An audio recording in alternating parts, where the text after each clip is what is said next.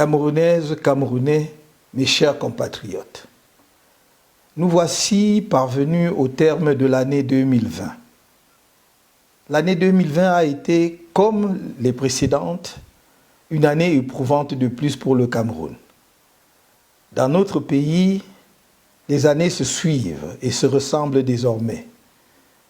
Elles continuent d'être marquées par le déclassement avancé d'un pays pourtant si riche et porteur d'une flamme unique dont l'incandescence prochaine marquera la renaissance de l'Afrique. Sur le chemin vers ce sursaut camerounais, les épreuves de l'année 2020 se déclinent en 4 points principaux. Premièrement, l'enlisement de la situation dans les régions du nord-ouest et du sud-ouest, empêtrées qu'elles sont encore dans une guerre civile provoquée et entretenue par M. Paul Biya. Deuxièmement, la régression sociale du pays, illustrée notamment par l'accentuation de la paupérisation déplorable de l'écrasante majorité des Camerounais. Troisièmement, par la dégradation de la situation économique et du climat des affaires. Quatrièmement, enfin, 2020 aura été l'année du glissement du régime RDPC vers un despotisme assumé, marqué notamment par l'ensauvagement de l'ensemble de l'appareil de l'État, lequel a institutionnalisé la répression et les violations graves des droits et libertés de la personne humaine de manière décomplexée et persistante. Mes chers compatriotes, en 1982, M. Paul Biya a hérité de son prédécesseur Amadou Ahidjo d'un pays apaisé, stable et prospère, dans lequel, après des années de lutte nationaliste sanglante et une dictature féroce, on s'était désormais tourné vers un développement global du pays, induisant l'élévation progressive et sensible du niveau de vie des populations. Ces temps sont désormais si lointains, car malheureusement, en près de 40 ans de pouvoir absolu, M. Biya et son parti, le RDPC, ont méthodiquement déconstruit tous les acquis d'hier, notamment l'unité nationale, le vivre ensemble et un tissu économique et industriel sans équivalent en Afrique francophone. Le Cameroun a été transformé en un pays en guerre dans lequel une insécurité chronique se le dispute à un tribalisme d'État et la haine ethnique assumée. C'est donc avec le cœur lourd que je suis obligé, pour la 5e année consécutive, d'évoquer le désastre dont les régions du nord-ouest et du sud-ouest continuent d'être le théâtre et où se joue désormais le destin de notre pays en tant que nation unie. Le pourrissement entretenu de la situation dans ces 2 régions doit forcément procéder d'un agenda politique du pouvoir RDPC. Sinon, comment comprendre l'obstination du pouvoir pour une option militaire à l'échec annoncé?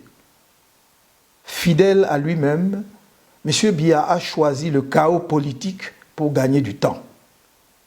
Pour pérenniser son pouvoir à vie, quel qu'en soit le prix, il ne recule devant rien et multiplie les leurs, au rang desquels la Commission nationale pour la promotion du bilinguisme et du multiculturalisme, le Comité national de désarmement, de démobilisation et de réintégration, le Grand Dialogue national, le programme de reconstruction et même de pseudo-tentatives d'ouverture des négociations avec des leaders de la cause anglophone. Tout y passe, sauf le sérieux et la volonté nécessaire à la résolution des problèmes en homme d'État. Il préfère la politique politicienne qui, à ce niveau de responsabilité, ne peut être que source de malheur pour le pays. Et de fait, l'année 2020 nous a offert des illustrations additionnelles du caractère pernicieux de son indifférence à l'égard des souffrances des Camerounais. La tragédie de Ngarou restera à ce titre le symbole de ce laisser-faire inimaginable. Le massacre qui y a été perpétré le 14 février 2020 sur des populations civiles innocentes et inoffensives, parmi lesquelles des bébés et des femmes enceintes, restera assurément l'une des tâches indélébiles de la tragédie de la sale guerre qui se poursuit dans les deux régions martyrisées. Je réitère la demande d'ouverture d'une enquête internationale sur ces massacres de Ngarou et sur tous les autres massacres de civils perpétrés dans les régions du nord-ouest et du sud-ouest, y compris la tuerie des enfants en quête d'éducation survenue le 24 octobre 2020 au complexe scolaire privé Mother Francisca International Bilingual Academy, Mofriba de Kumba. Je saisis cette occasion pour exprimer mes condoléances les plus attristées et l'expression de ma sympathie émue aux familles des victimes de ces tragédies à répétition. Comme vous le savez, je n'ai cessé de proposer une solution concrète pour la résolution de cette crise devenue une détestable guerre fratricide. Cette solution se décline en 3 points principaux. L'instauration immédiate d'un cessez-le-feu, la libération immédiate de tous les prisonniers de la crise anglophone, y compris M. Sisikou Ayoub Tabé et ses camarades, l'ouverture d'un dialogue politique inclusif impliquant tous les acteurs pour débattre de toutes les questions, y compris celle de la forme de l'État et de la réforme consensuelle du système électoral, afin de permettre aux populations de se doter de dirigeants légitimes. Il faut en effet dialoguer avec tous les Camerounais sans exception, y compris ceux qui défendent pour le moment la thèse de la sécession. L'insécurité au Cameroun ne se limite pas, hélas, aux seules régions du nord-ouest et du sud-ouest. Elle continue de sévir dans les régions septentrionales du pays où les populations de l'extrême nord en particulier subissent les assauts devenus endémiques de la secte Boko Haram malgré les efforts de nos forces de défense. Les souffrances et les sacrifices de nos soldats ainsi que de nos populations dans le septentrion sont, on doit le redire, la conséquence dramatique de la faute politique grave du pouvoir qui, depuis presque 4 décennies, a choisi d'abandonner ces populations et des parties entières du territoire national à la merci de prédateurs divers.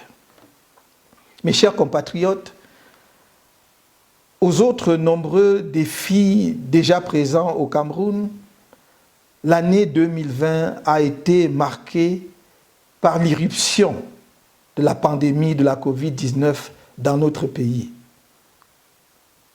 L'apparition de cette pandémie a mis en évidence les ombres et les raies de lumière de notre société.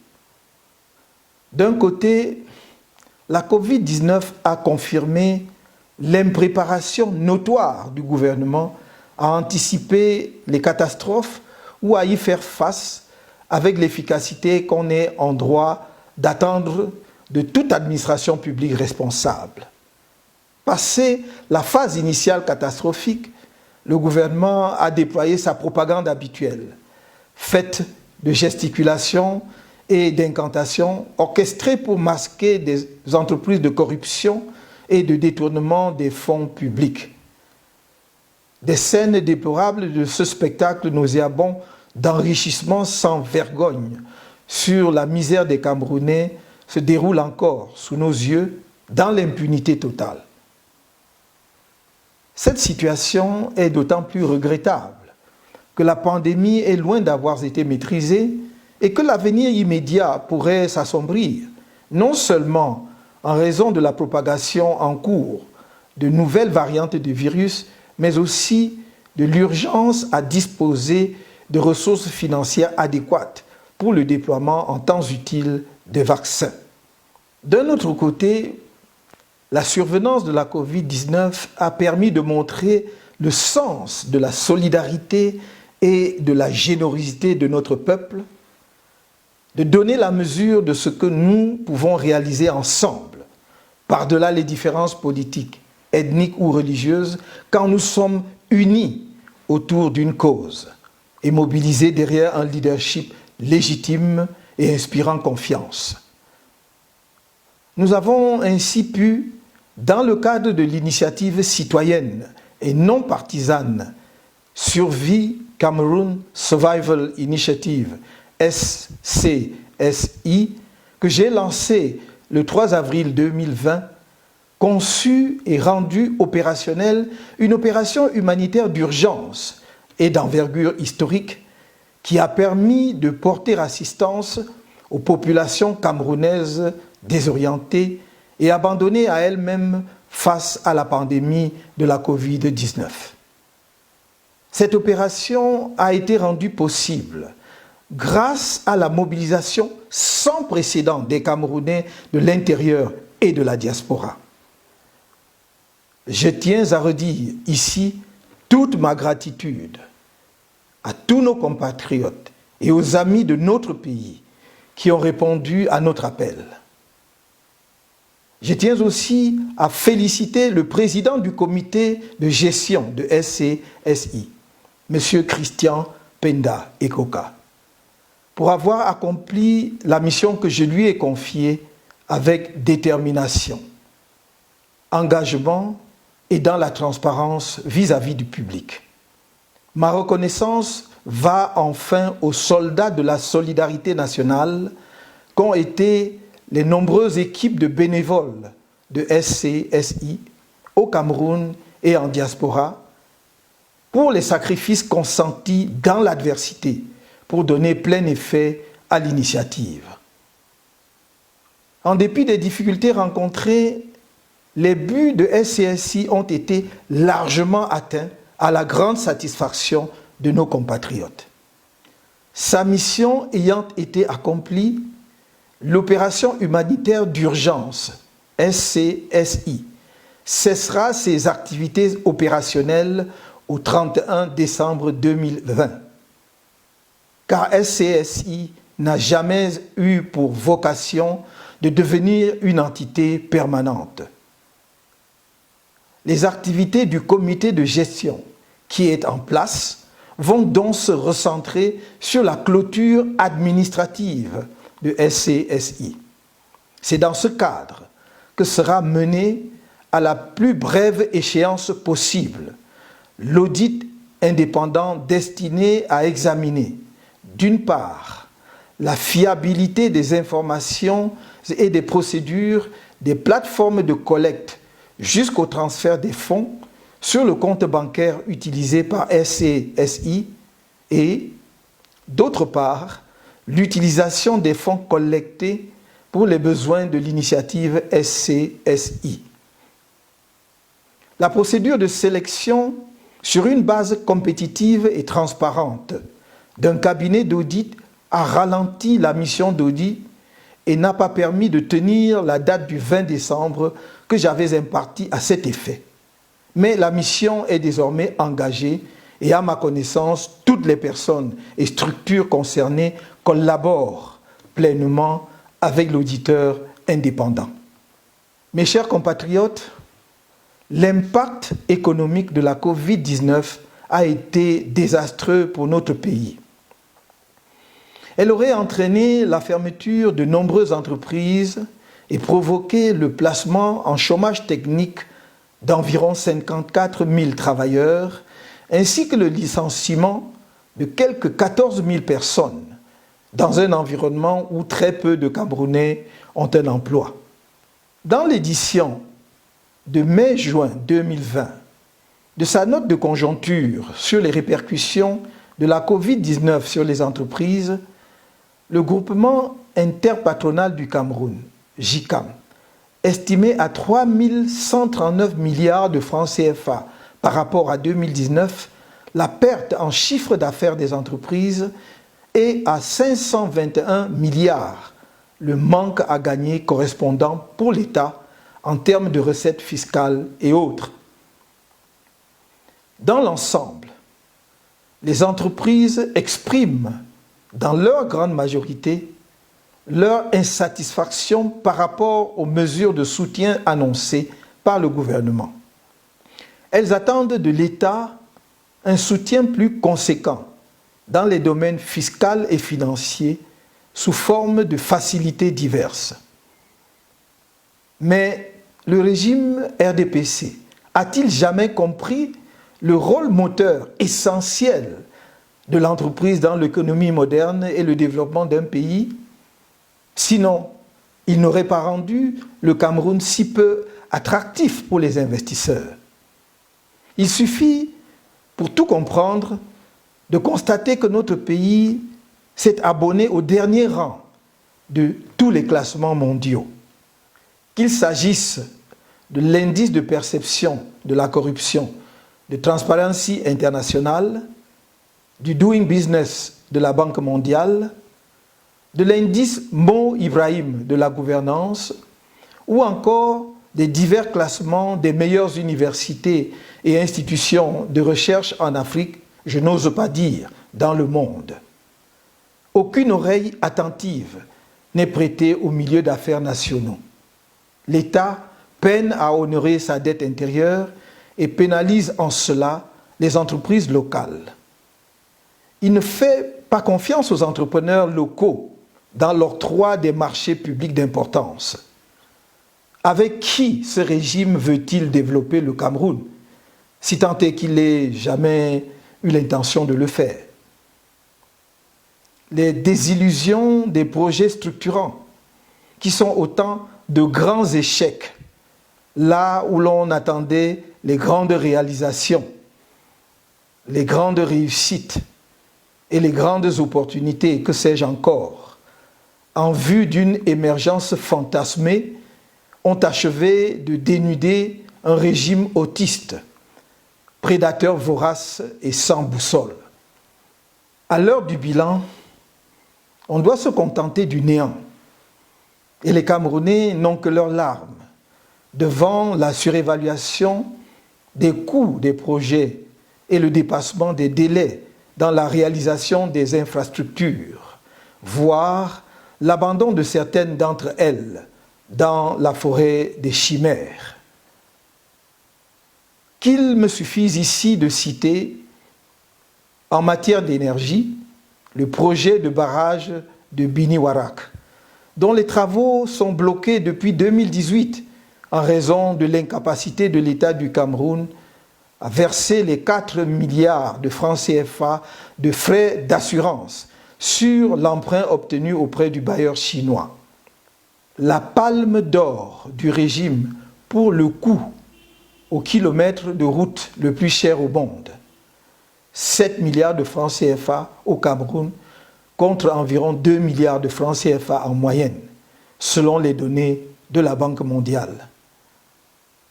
L'autoroute Yaoundé-Douala, commencée en 2014, et les 11 km de la bretelle Yaoundé-Simalène, entamée la même année, demeurent des arlésiennes.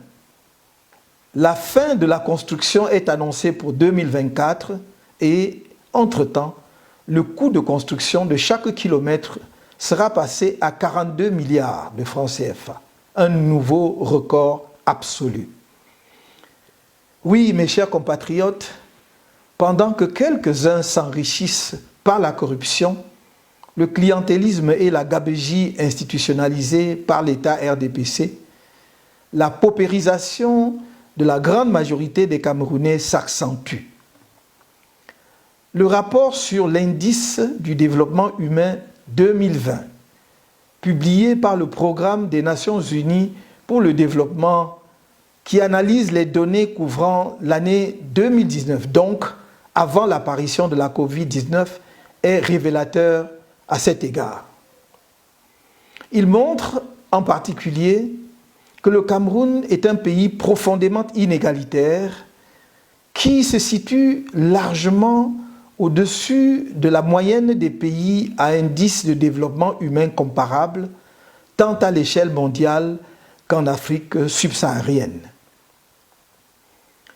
Le rapport fait enfin état de ce que nous voyons tous au quotidien, à savoir un indice de pauvreté multidimensionnel catastrophique, avec 64,6% de la population vivant soit en situation de pauvreté multidimensionnelle, soit considérée comme des personnes vulnérables à la pauvreté multidimensionnelle.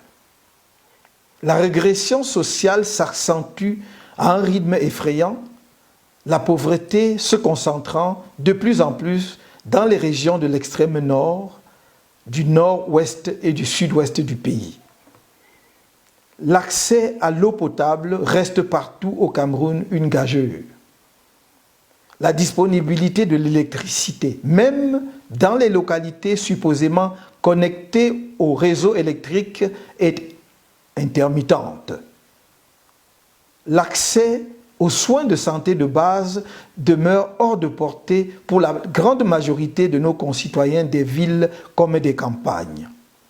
Le tableau économique et social ne cesse donc de s'assombrir du fait des insuffisances du leadership du pays.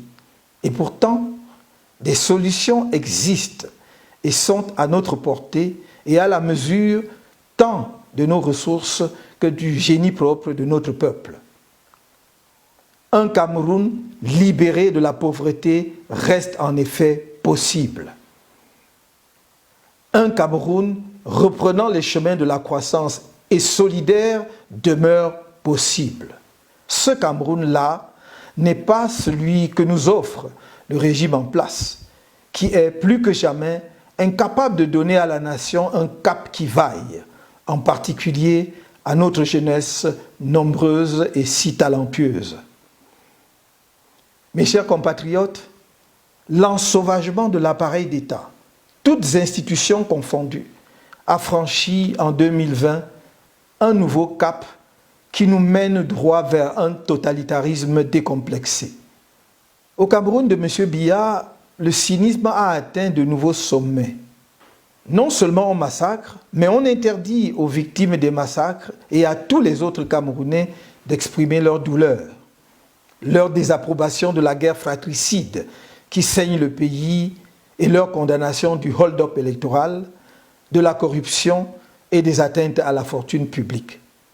En 2020, pour avoir osé, par des marches pacifiques à travers le pays, le 22 septembre, dénoncer les errements de M. Paul Biya et de son régime et proposer des solutions de sortie de crise, des milliers de Camerounais ont été brutalisés par la soldatesque du régime, torturés, mutilés et, pour 556 d'entre eux, détenus de manière illégale et arbitraire. À ce jour, 137 de ses compatriotes croupissent encore dans les geôles du régime, parmi lesquels 113, tous des civils, comparaissent devant des tribunaux militaires pour des chefs d'inculpation aussi vides que ridicules par certains aspects, tels que tentative de révolution, rébellion, défaut de carte nationale d'identité, attroupement aggravé, tentative d'insurrection en coaction, conspiration, outrage au président de la République, etc. Parmi ses compatriotes se trouvent des personnes kidnappées avant ou après les marches pacifiques, auxquelles beaucoup n'ont même pas pris part. Ces compatriotes encourent, pour beaucoup, la peine de mort. Parmi ces personnes figurent, entre autres, le professeur Alain Foguetédon, trésorier national du MRC, M. Olivier Bibou Nissak, conseiller et porte-parole du président national du MRC, M. Pascal Zamboué, secrétaire national en charge du développement et de l'inspection du MRC, Madame Assomo, ménagère, M. Béas, jeune chef d'entreprise, pour n'en citer que quelques-uns. Ses compatriotes ont retrouvé dans les geôles du régime M. Mamadou Yacouba Mota, premier vice-président national du MRC, otage politique fait prisonnier à la suite des marches blanches du 1er juin 2019. À tous ses compatriotes, victimes de l'appareil répressif d'une dictature déclinante, je redis toute ma solidarité et mes encouragements dans cette nouvelle épreuve sur le chemin de la libération de notre pays. J'exige une fois de plus la libération immédiate et sans condition de toutes les personnes arrêtées avant, pendant et après les marches pacifiques du 22 septembre 2020. Comme l'ont relevé un groupe d'experts indépendants du Haut Commissariat des Nations Unies aux droits de l'homme, le 12 octobre 2020, je cite, « La violence contre les manifestants a été disproportionnée avec utilisation de gaz lacrymogènes et des canons à eau pour les disperser violemment. Le gouvernement a également déployé un dispositif de force de sécurité important pour empêcher les manifestations pacifiques. » Fin de citation. Les mêmes experts ont fait part de leurs préoccupations à l'État du Cameroun et lui ont rappelé, je cite, qu'en vertu du droit international, tout individu a le droit d'organiser des réunions et de participer à des réunions pacifiques, de s'associer avec d'autres et de prendre part à la vie publique. Aucun de ces actes n'est un crime et le Cameroun devrait célébrer et accepter la dissidence car une véritable démocratie prend en compte les demandes de la population au lieu de les réprimer. Fin de citation. C'est le lieu pour moi d'adresser à nouveau mes chaleureuses félicitations aux populations camerounaises qui sont sorties massivement le 22 septembre 2020 pour exprimer leur opposition à la poursuite de la guerre civile dans les régions du nord-ouest et du sud-ouest et au maintien d'un système électoral inique qui rend impossible l'expression démocratique du peuple camerounais. Nos populations ont fait preuve d'un courage héroïque face à un déploiement sans précédent de la machine répressive du régime, digne d'une situation d'état de siège.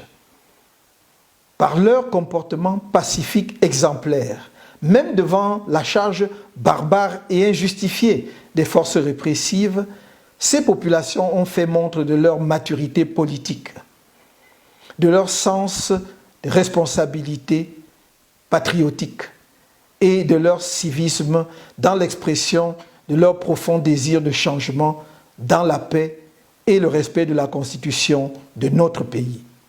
Le 22 septembre 2020, des journalistes ont également été victimes d'actes de torture par les forces de répression déployées par le régime, augmentant ainsi la liste des journalistes et des lanceurs d'alerte victimes de la barbarie du régime.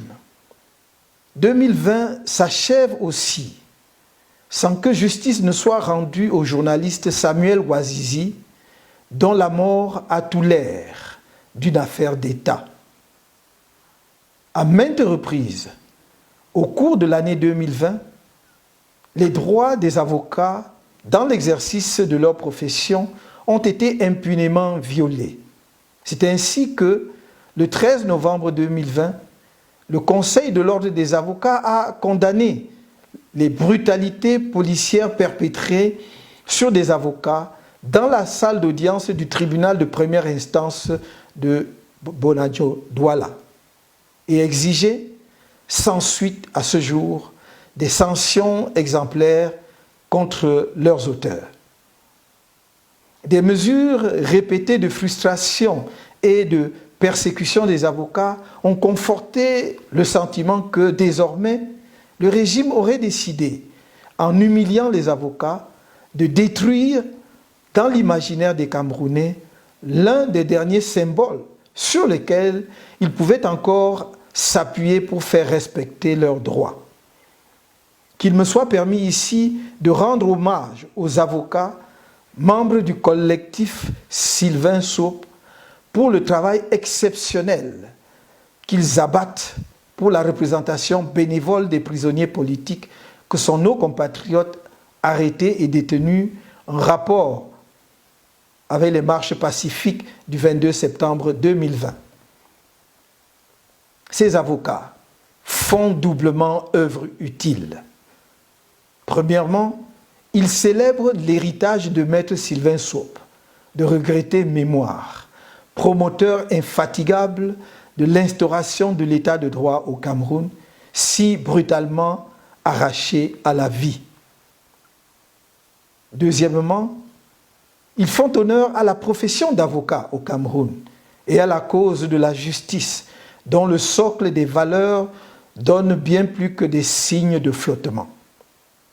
En effet, à un moment charnière de l'histoire de notre pays, où l'institution judiciaire s'est trouvée en capacité de contribuer au renforcement de l'état de droit et de la démocratie au Cameroun, en faisant prévaloir la force du droit, une certaine justice camerounaise a pris fait et cause pour le droit de la force et l'injustice, en s'érigeant en un pilier de la dictature.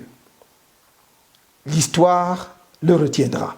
L'histoire retiendra aussi que c'est avec la complicité d'une certaine justice que des centres de torture dignes des pires dictatures accomplissent leur sale besogne au cœur de la capitale de notre pays et de nos autres cités. Mes chers compatriotes, le MRC a informé en son temps l'opinion de sa décision de ne pas prendre part aux élections législatives et municipales de février 2020 pour deux raisons principales. Le refus du pouvoir de trouver une solution politique à la crise dans le nord-ouest et le sud-ouest et son refus d'une réforme consensuelle du système électoral. Suite à l'appel au boycott qu'il a lancé à cette occasion, le taux de participation au scrutin a été historiquement le plus bas qu'ait jamais connu le Cameroun et a entaché d'illégitimité les élus de ce scrutin.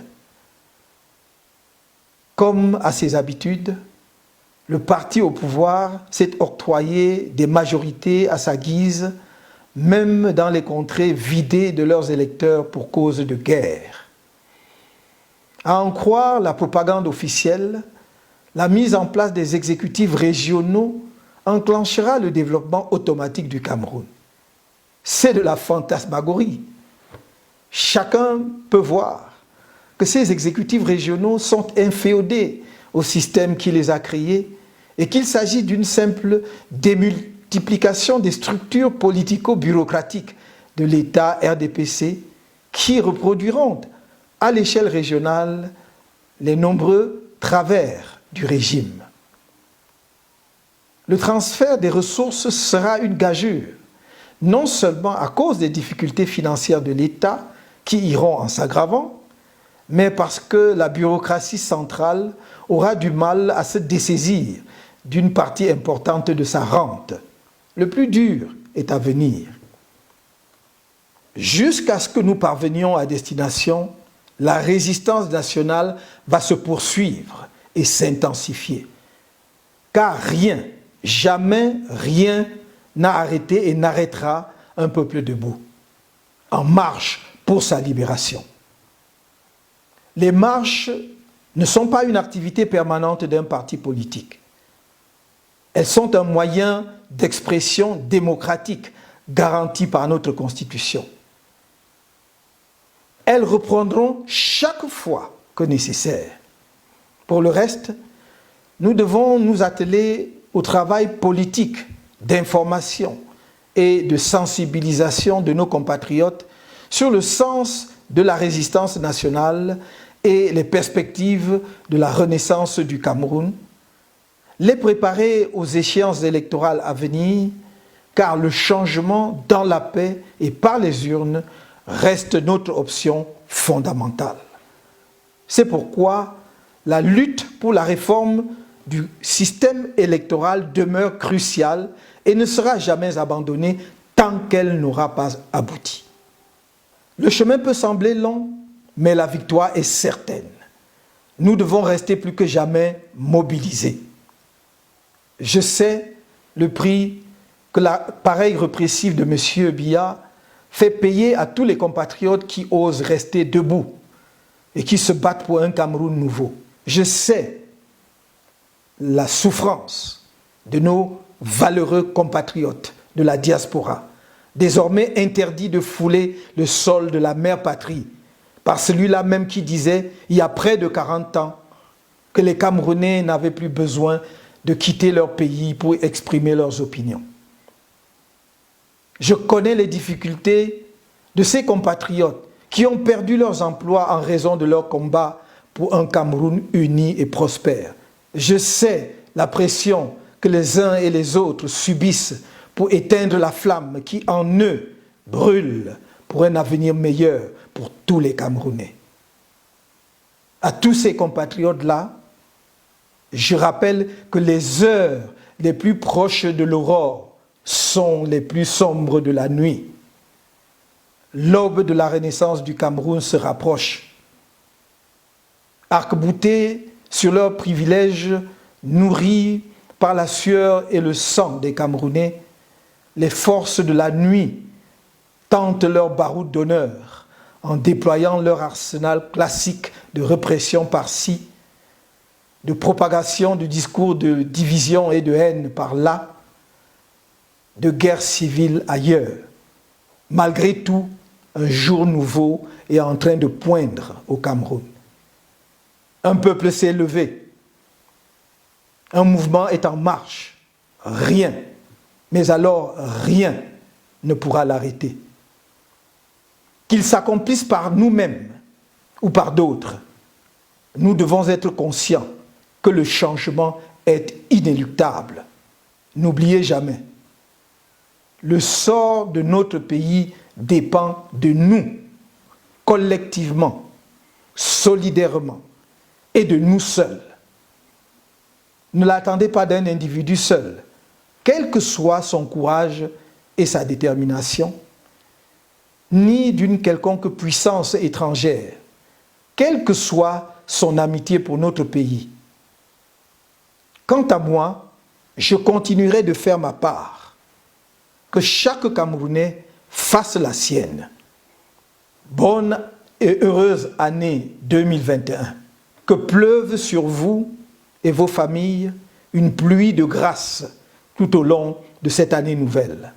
Et que la paix soit sur notre pays. Que Dieu bénisse le Cameroun.